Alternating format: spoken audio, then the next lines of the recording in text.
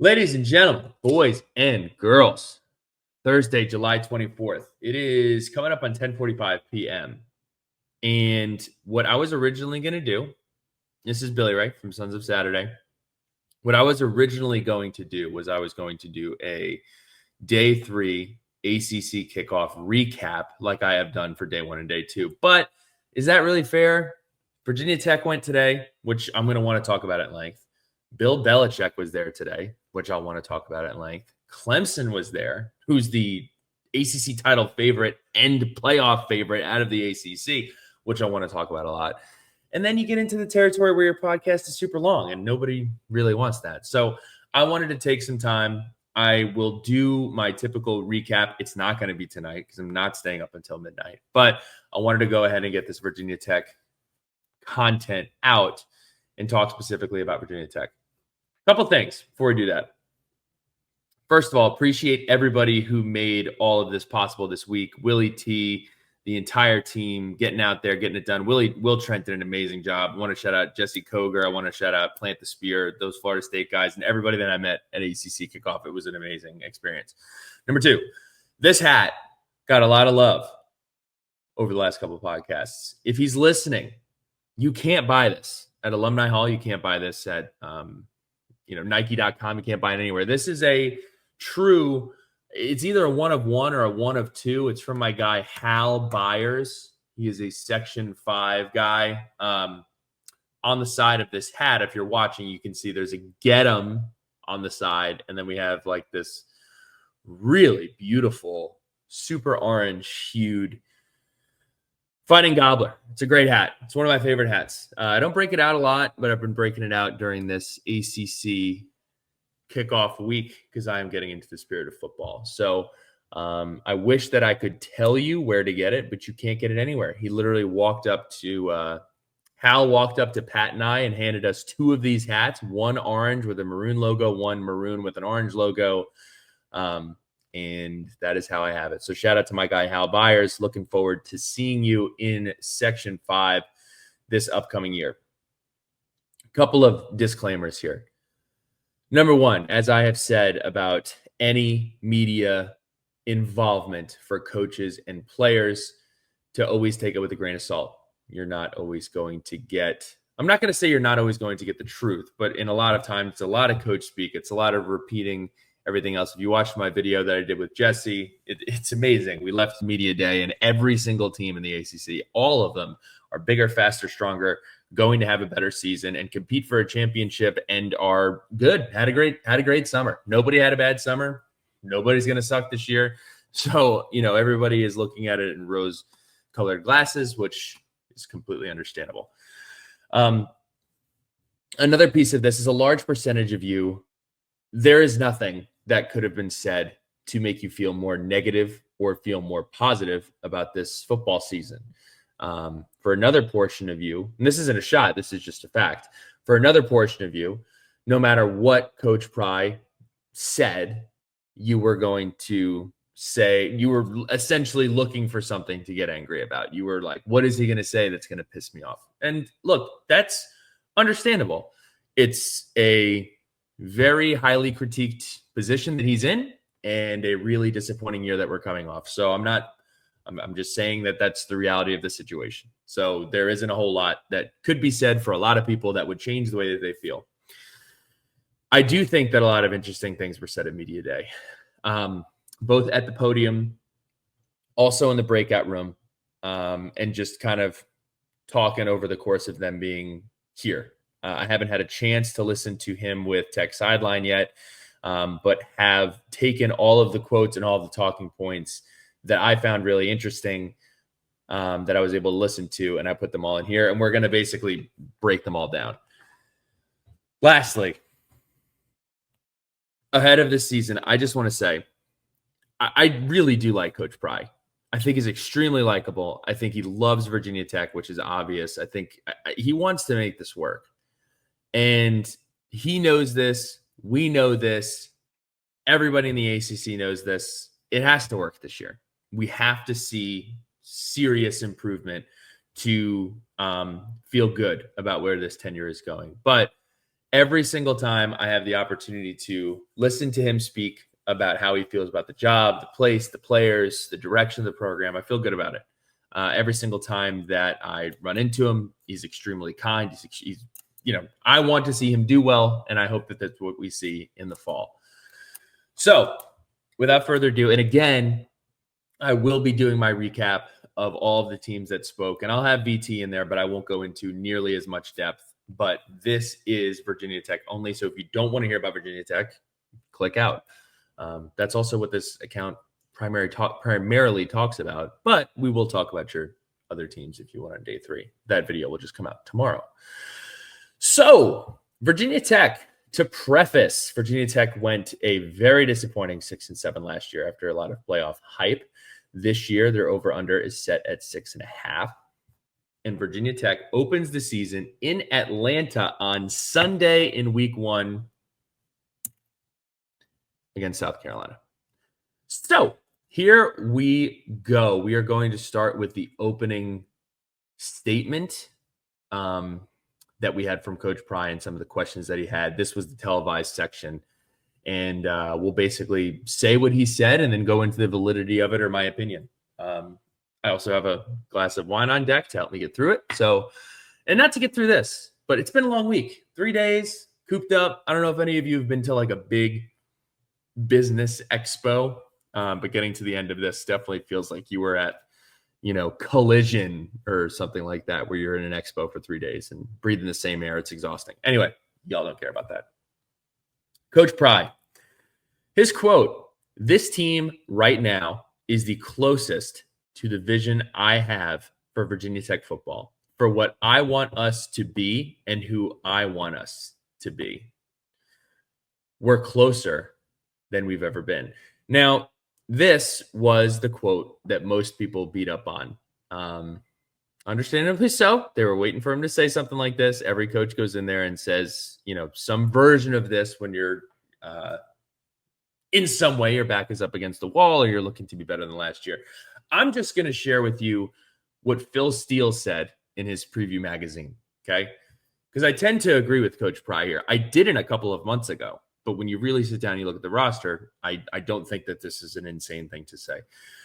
Phil Steele in his magazine, he said that we are less experienced but more talented at wide receiver. I think that's undeniably a fact. The wide receiver room last year had several players who are NFL caliber players on it. And for whatever reason, the unit had a ton of drops. The unit was, again, I don't just throw these words out there to throw them out there. It was an extremely disappointing group. It was an extremely inconsistent group. And at times it looked like a lazy group. It was extremely talented, and that's why it was so frustrating. But that is the reality of the wide receiver room last year. So I'll leave it at that. He also went on to say that the quarterback room is one of the best in the ACC. Hard to disagree with that. There are quarterbacks who are really, really good. I think Cade Klubnik is absolutely going to compete for a Heisman Trophy. He'll be up there on some of the favorites. There are a bunch of really good quarterbacks. The ACC was really touting itself as being the quarterback conference coming into the year. But Virginia Tech has 2 quarterbacks on the roster who have played in and won Power 4 games at the college level. So, outside of that, offensive line room has to be better. It will be better. We have a coach who's come in instilling a new scheme. We have players who have come in who have competed at a very high level and been all conference caliber players who are going to be there. So I don't think we're going to take a massive leap back at running back, which is crazy to think when Bashal Tutin is going to play for the Jacksonville Jaguars on Sundays now. But you bring in a really, really talented back from Bowling Green, and you kind of look around this roster, and it's not like, I would say my biggest question marks probably are on the defensive line and maybe the defensive backfield. But I do truly believe that we have risen the floor on our talent. I think we haven't recruited to the level that we hope to see us recruiting at, but we definitely have more depth than we have had in a while. So I actually will take Coach Pry at his word, and I would agree with him here. So I am taking this from, we're moving on to the next point. I'm taking this from Tim Thomas. He tweeted this out. He mentioned, he was asked essentially about the one score losses last year. He said, we've certainly talked about it a lot, as well as everyone else, which I thought was funny. He mentioned that we've all been talking about it, but of course we have. But anyway, back to his opening statement. This is what he said about the 2024 year. When we reflected on the 2024 season, it was evident to me that we needed to be a more mentally and physically tough team. That starts with me. And we've addressed it in each phase of our offseason program, the winter, the spring, and the summer. The leadership that Jarrett Ferguson has provided in the strength and conditioning arena has been outstanding. Couple of things. I have been saying this about our football team. Dwight Vick has been saying this about our football team. We played ourselves into shape in 2023. Yes, we went through a quarterback change. Yes, we went through a schematical change, but we were not in shape when toe met leather at the beginning of the season in 2023, and we had to play ourselves into shape there. And then when 2024 got here, there are a multitude of things that got wrong, but we did not play ourselves into shape. We did not come into the season in shape enough to compete at the level that we needed to, and we got hurt. And I will just say this. I have been in a weight room with Jarrett Ferguson in charge or contributing to getting the team ready to play. I guarantee you the team will be better prepared from a physical and cardio standpoint to take on this season than they were last year. That is as blunt and transparent as I can put it. You can bet your boots on that. I have no idea what our record is going to be. I know we will be in better shape. That's a promise. If I'm wrong on that, you can crush me for it, but I won't be wrong on it. So you can take that to the bank. From the conversations that I've had with people surrounding and on the team, they have said the same thing too. The off-season weightlifting, running, cardio, everything that goes into it has been significantly more difficult and needed to be significantly more difficult this year. So really excited to see what that looks like. He went on when he talks about the 2024 season. He said, the other thing that we did this offseason is we doubled down on our team building. In today's game, with the influx of players, the transfers, the high school additions, now more than ever, and especially at a place like Virginia Tech, is where it starts and ends. So, a couple things. One, it is extremely important in the age of the transfer portal, in the age of, not having, I came in from high school with these guys. I lived in the same dorm as them. And then we moved off campus and they've been here for 2 or 3 years and we've gone through all of the same stuff together. You don't have that. I miss it, but you don't have it as much. So I agree with him that is paramount. And if that wasn't right the last couple of years, that makes a lot of sense as to where we were. And Kyron alluded to that too. I asked Kyron a question kind of about what has gotten better and how he has felt about this season, what has changed. And he says, this is the closest team that he's been around for the past 2 years at Virginia Tech. It reminds him of the first year that he was at Baylor. And if you remember that year that he was at Baylor, Baylor had a damn good season. He also mentioned the breakout rooms, that's the next segment we're about to go into. The breakout rooms are where the coaches and 3 players go up and they sit in front of the media and the television crews and everybody. And it's very basic Q&A and usually very basic. It's much more formal. And then you go into a breakout room, and this is where the coach and the players kind of, I don't know, they kind of take their jacket off and kind of settle down a little bit and give you kind of better answers or more, peel the curtain back a little bit more than you may be used to and what you see on television. And one of the interesting things that I thought Kyron said in the breakout room was, and I'm quoting him, the past couple of years, some people were playing for each other. Some were playing for themselves to try and get to the league. Look, I have a hard time. I have a hard time disagreeing. I have been a part of teams on different levels where you can tell and you know what the buy-in looks like when everybody's on the same page and everybody has the same goals and everybody is driven by the same thing. And there's no way that I, or most likely you who are listening to this, would be able to know what the situation is in the locker room, especially in the preseason. But if you're in that locker room, you absolutely know. You absolutely know what the situation is there because you're living it, you're breathing it, you're existing in it every single day. For him to come out and say that, it kind of confirms a lot of the things that I have thought about the team over the last season. Like last year, there were a ton of talented players in the team. We were not in the shape that we needed to be in.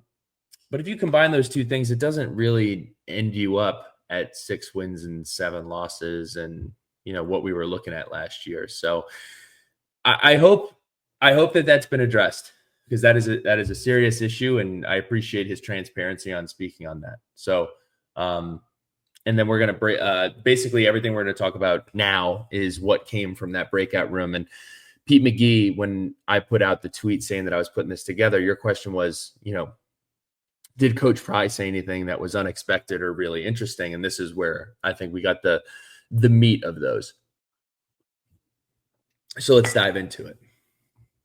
From the breakout room, I'm so glad we got this clarity because the Kyron Drones injury conversation was the biggest conversation that we have been having ever since we saw him in the boot. Bootgate. Kyron, man, why isn't his foot pictured in this? Is he wearing a boot here? Is he tanner on one of his legs and he is on the other leg? It's just getting crazy. And I understand it. It's not a lot to talk about in May, June, and July. But here we are. It's about to be August, and we talked about it. So here's all the information that we got regarding Kyron's foot, leg, toe injury. So it was the Clemson game. He went into the Clemson game with a foot issue. Over the course of that Clemson game, he got turf toe, and he also sprained his MCL. One of the things that I thought was really interesting that Coach Price said about this was he said about the injury, we kept it under wraps and kept it really tight. Our players didn't know what was going on, and that was a disservice to them and to Kyron because once they really understood what he was dealing with, the narrative changed. Again, I really appreciate this level of transparency from Coach, and it is difficult, right? This is such an interesting situation because an athlete, Kyron seems like, and has been talked about and has said himself that he didn't want to miss games. And I believe him. Pry has said he couldn't get him out of games because he's just an ultra competitive dude and wanted to be out there with his guys and give his team the best chance to win. It's very difficult to figure out how to basically handle the news of injury. And then it's also difficult to handle how you talk about something when you don't know if it is an injury or it is hurt. Are you hurt or are you injured? If you're injured, you have something that is actually definably wrong with you. If you are hurt, you don't feel well. You could have something wrong with you, but it's not really defined yet. So, yeah, I mean, you look at a situation like Hendon Hooker back in 2020, right? And he has I don't think we've talked about this at length, and I really don't care to talk about it at an incredible length, and I don't think that these are directly correlated, but I'm just giving you an example when he says that the narrative changed here. It seems that, and I've heard that when Hendon had left that game in Clemson, nobody really knew what was going on. And the fan base was in the same situation too. Ultimately, the truth from what I understand is Kyron had a medical issue when he left the field shaking. Some fans and, who knows, maybe some players, maybe some coaches, maybe whoever thought he's cold and he's taking himself out of a football game. And of course, you're going to feel a way about that if somebody's leaving a football game. So the main point of what I'm trying to say is it's a very delicate situation when you have the leader of your team is compromised in some way or way, shape, or form. You try to keep that to yourself. Maybe I went on about that too long. Whatever. This entire thing is us dissecting different words that a coach said. He also went on to add that Miami and Stanford were the last time that we saw Kyron healthy. If you remember, Miami, probably the best game that we ever saw Kyron play. Stanford was effective as well. So, look, on Kyron Drones, I am very confident and feel that he is going to be better this upcoming year, and I am buying all of the stock. If you're selling your Kyron Drones stock, give me a call. I will wire you whatever to buy that stock. I feel very confident that he is going to have a much better year. So he also added on the subject of injuries that he was not in favor of the new injury reporting, and he will, quote, work within the rules. I imagine that is what every coach is going to do. And the way that I read that is, if you're not going to find me and there's no actual punishment for putting out these injury reports, then I'm probably not going to put out an injury report. And I don't blame him. So, the ACC stance and Jim Phillips' stance of we're going to have this thing, and I hope everybody just does it, is not going to happen. This is, the ACC put out pens and these notepads. And I think they intended for everybody to take one. I probably took 4 or 5 pens over the course of the week. They're great pens, like them. So yeah, I'm not saying I'm stealing pens here, but if I showed up and there was a pen next to me, I'm taking the pen. Just an example. Anyway, moving on. He was asked about the offensive struggles. He said, we did not have rhythm and consistency on offense. We did not hit that enough last year. I would completely agree. It looked at times that I've talked about this with Coach Holmes. Well, number one, we definitely didn't have consistency and rhythm. And I think that is a really unfortunate situation to put a quarterback like Kyron in when he has gotten so much better and has shown every single tool that you would want out of a quarterback. And there's no consistency between, or no rhyme or reason. And there probably was. I'm not in the meetings, but it just looked like we were throwing darts at a dartboard versus, methodically coming up with what we wanted to do and how we wanted to do it.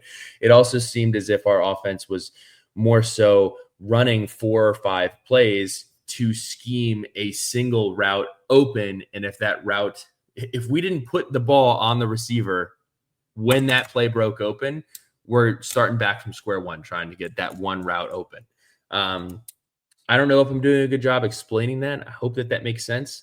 But there were a lot of times where you would run 4 or 5 or 6 different plays after like 2 different drives, and then Daquan Felton is streaking down the sideline wide open. And you either hit him and we score a touchdown, or you don't. And then we're like, all right, we're going to have to, these next 2 drives, we're going to have to figure out how we're going to get these 60 yards in one chunk. And that is not an effective way to do it. So hopefully we're able to figure that out. He also talked about the receiver room, which we talked about as well. Here are some of the quotes and the names that he mentioned. Donovan Green, he said, could be one of the best wide receivers in the league. Cam Seldon has some running back qualities to him, and he is also the fastest on the team. Aiden Green, we're all familiar with Aiden Green, can go up, can go get anything. Game changer, game player. Can make a huge difference. Benji Gosnell, looking for him to take the next step. And then Takai Heath, Brody Adams, and Tucker Holloway, who he expanded on here, which I was really happy to hear. The White Horse, you're going to hear it all year. White Horse, that is his nickname. That is what I'm calling him. Tucker Holloway is the White Horse. Shout out to Chris Stapleton, one of the best to ever do it. Here's what he said about Tucker. He's back. He's 100%. He's cleared. He's getting after it. He said Jay Lane did an admirable job. Clearly, Tuck was special. I would just say, this is me speaking now. If Jay Lane did an admirable job and Tucker is special, Tucker might be Devin Hester. But I think Jalen Lane did do an amazing job. But Tucker Holloway is a special returner. What he was able to do his freshman year, it was difficult to sometimes you wanted to cover your eyes when you were watching the team play. that first year when we were going through a lot of roster changes and trying to get the team to where it wanted to be. But you weren't covering your eyes when number 11 was back there to take a punt. So I'm really, really excited to see what he's going to bring. He went on to say to get him back at returner and rotating as a receiver, he is an outstanding leader, high character, and brings a lot to the team. Tucker Holloway fan club, I'm in. I'm a founding member, renewing every year. I love that guy, and I'm excited to see him back. Okay. David Teal. He asked about our guy, Al Tuner, who is going to be a super, super young center. And coach was super candid about this. He said, look, when we were dealing with Braylon Moore talking about leaving and, they were trying to evaluate that position, Al Tuner's a redshirt freshman, and he wasn't even on campus yet. Matt Moore banged on the table and said he will start for this football team. And Coach Pry took him at his word. And he said ever since he showed up on campus, he's all in. Coach Pry went on to say that nothing about him says redshirt freshman, and said that he will be a captain one day. I am fired up to watch this guy play ball. I really, really am. I'm really excited to watch this offensive line play ball under Coach Moore. This is a unit that has caused not headaches, migraines for Virginia Tech fans over the last couple of years. And if Matt Moore can wrap his arms around this and we can get back to like the some variation of the Fools situation, we went from Brock Hoffman is entering year who knows what in the NFL right now. And that offensive line was great. You had Luke Tenuta, you had Lasita Smith, like Christian Darrisaw, and then you go back even further, Wyatt Teller. Some great offensive line play at Virginia Tech, and we haven't had that. So we need to get back to that, and hopefully Coach Moore is bringing that back. Not too much more to go here. He was asked basically about the financial implications and decision-making sometimes when it comes to transfer portal and different players. I thought this was really interesting. He specifically, I don't remember who he was asked, but he did mention the situation with Mose Phillips. He said, of course, I want Mose Phillips to be on this team. I love Mose Phillips. But he said, when you look at what was best for the team from a business aspect versus an inventory aspect, it worked out for Virginia Tech, and I hope it works out for him. Again, I was not sitting in on Clemson, Duke, NC State, Wake Forest, Carolina, Stanford, everybody in these breakout sessions. But this is why these breakout sessions are so important and different, is because they are giving very, not different answers, but you're getting a different version of each one of these coaches in this situation. And again, I appreciate the candor. I appreciate the honesty here. Couple more. He was asked who Frank is going to root for in the Virginia Tech South Carolina game. I think a lot of people are thinking about that. I would say for me, I truly do not care at all. But if you were forcing me to pick an answer, I would say South Carolina, because his son is coaching for South Carolina. Coach Price says the same thing. He says Coach Beamer loves Virginia Tech an awful lot, but loves his son first. If you ask Cheryl would probably be banging on the table and saying, we're not going against our son. But he said he did speak to Frank, and Frank said, I just want both teams to play really well, which I believe he did say. But if he's going into the Beamer closet, he probably is, and I don't blame him grabbing that South Carolina quarter zip. And more power to him. More power to him. He was also asked about the difficulty of schedule and viewership. And I loved what he said, because Pete and I were going back and forth on this. And the question was essentially, why would you schedule difficult opponents in these out-of-conference slots when you can just schedule, Rice, Abilene Christian, and some of these other schools? And Coach Pry made a good point, and this is, to me, definitely something to factor in. If you schedule poorly, you can say goodbye to revenue with this new revenue sharing based upon viewership. If you are going to, if you're North Carolina and you scheduled, they're playing TCU. Fun fact, by the way, TCU to my knowledge, was the first school to play against Dion in his first season. And they're the first school to play against Bill Belichick. So it's interesting that they're kind of the linchpin with those two situations. But I digress.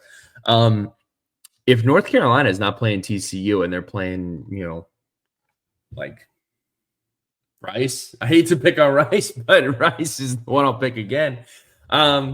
You're hurting your numbers because they don't play a lot of interesting teams in their in-conference play. And if you don't play anybody in out-of-conference play, then who gives a damn? So I think that's important. Coach Pry went on to say, the opportunity to play South Carolina and play Vanderbilt at night in Lane Stadium is why kids want to come to Virginia Tech. I agree. We can't have our cake and eat it too.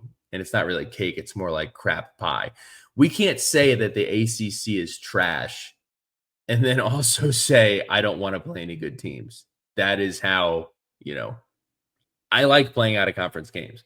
We have Alabama on the future schedule, Ole Miss in the future schedule, BYU in the future schedule, Arizona. I know that Arizona is quite the drop off from all of those other teams, but I want to play those games. I want to see what we look like. I want to see what the conference looks like. And I think it's important. So he also mentioned too, with playoff expansion, he said, stop rewarding teams for past experiences. I mean, thank you for saying that. I really appreciate it. I couldn't agree with you more. The whole idea, there were several times, and I didn't do it. I exercised some serious restraint. There were several times where Dave Doran was asked about it. He was one of the last coaches to go. He was asked, why is the ACC a too bid league? And I wanted to jump out of my chair and be like, why are you asking a coach to justify a team being a too bid league before we've played a single football game? Why are you asking a coach if the ACC is a too bid league before week 1 when we're playing a bunch of SEC teams? I just think it is preposterously stupid. So I'm glad that Coach Pry didn't go down this road. And I agree with him. Stop rewarding teams for past experiences. Stop rewarding conferences for past experience. Stop rewarding teams for experiences of teams in their conference. My buddy Casey says it all the time. Arkansas is not good because they play Alabama every year. Like, just because Alabama is in the same conference as Arkansas, Mississippi State doesn't mean that those teams are not trash. No, they're just trash because they're trash. You know what I mean? Like, if you have, let me think of an example here. If you're selling Cartier out of, I don't know, what's a crappy jewelry store? I can't really think of one.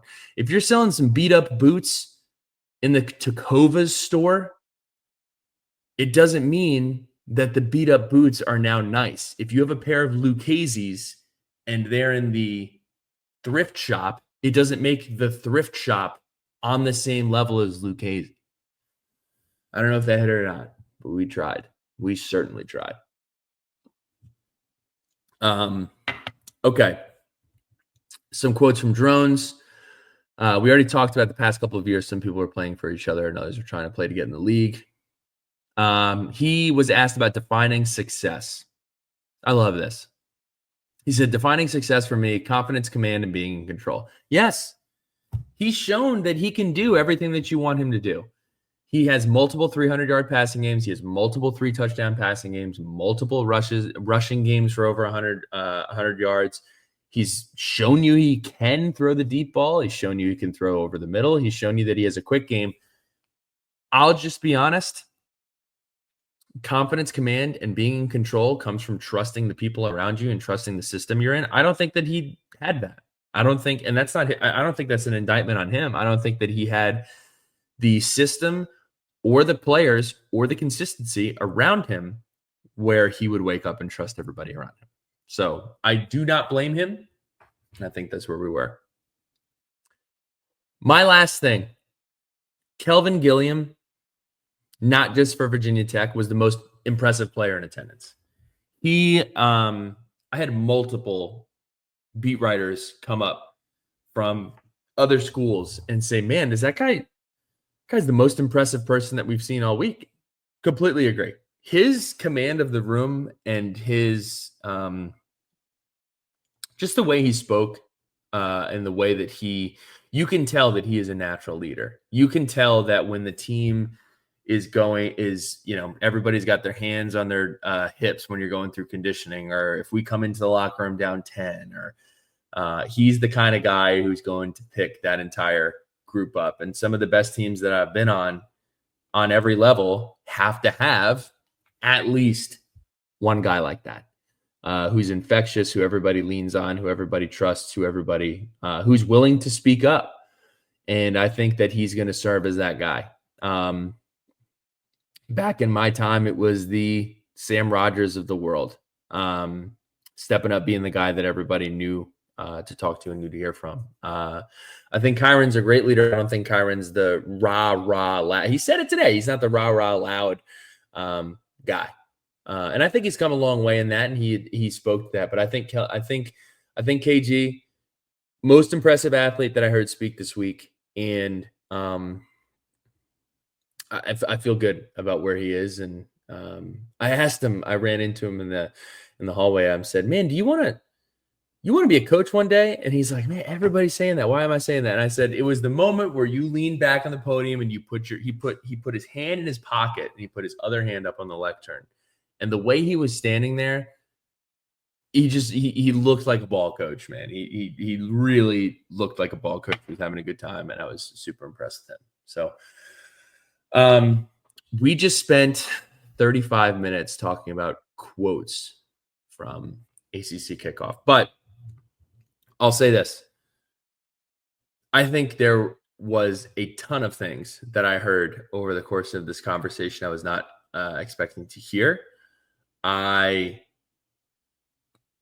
am not going to say that I feel way better about the season or way worse about the season, but I will say this. I'll double down on, I really like Coach Pry. I think he obviously wants to do well, and I hope that he does well. This is a pivotal season for Coach Pry and the staff, and quite frankly, this athletic department. There's no way around it. There's no sugarcoating it. That is a fact. That is what it is, and I think they all know that. They definitely all know that, and so do we. So I think he was very candid with the issues that we saw in the past. I think the players were very candid with the issues we saw in the past. I think he was pretty clear in how he has gone to address them. And, right now it is 11:20 on July 24th. It's talking season, man. Like that's what's going on. And ultimately, you can say everything that you want to say. Your opponents can say everything that you want to say, but we will feel one way if we win against South Carolina, and we will feel another way if we lose against South Carolina. But the best part about all of it is you get the chance to go out there in the fall, prove it, not prove it, figure it out. It's all going to play out. You're not just spinning the wheels over in Vegas at the slot machines. You're actually going to play a football game on grass or turf. So we will see. Anyway, it is time for me to go to bed, 11:30. I am clocking out. I will put this up tonight, and then tomorrow I will find some time to sit down and talk through the rest of the teams. The rest of this week, we have Brett Ciancia from Pick Six Previews. He's coming on. That's going to be really exciting. I have him recording that tomorrow. I am also recording with my younger brother, Jackson. It's one of my favorite things that we get to do here. No prep, no topics, no anything. We're just going to basically rip through college football's biggest questions coming up this upcoming year. If you have made it to the end of this video, comment at the bottom of this what your favorite wine is. Is it Chianti? Is it Merlot? Is it Pinot Grigio? Is it just beer? Are you not a wine guy? If you're not a wine guy or gal, suggest you get started. Great way to unwind. Anyway, shout out to Hal Byers. You're my guy. Thank you for the hat. Shout out to you all, and looking forward to seeing you in Lane Stadium. We will be picking up all of the content now.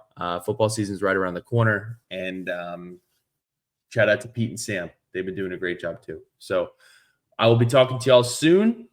Go Hokies. Peace out. And football, it is upon us. We'll talk soon.